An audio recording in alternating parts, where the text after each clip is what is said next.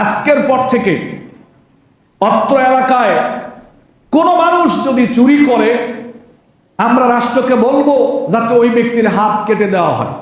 কথার কথা বোঝানোর জন্য বলতেছি।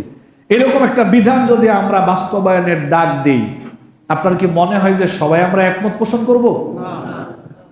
আপনারাই কিন্তু না বলছেন।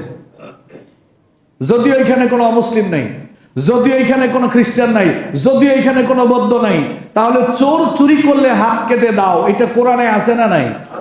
এই নির্দেশটা ইসলামের কিনা? নির্দেশটা কে দিছে?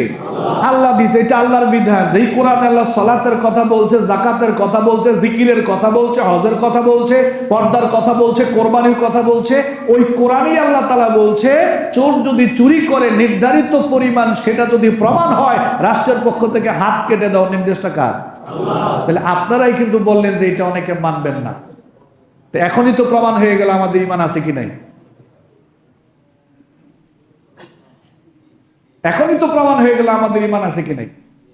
আমার কোনো অসুবিধা নেই, আলহামদুলিল্লাহ। সমাজে যদি আল্লাহর এই বিধান বাস্তবায়িত হয়, আলহামদুলিল্লাহ, আলহামদুলিল্লাহ, আমার কোনো আপত্তি নেই।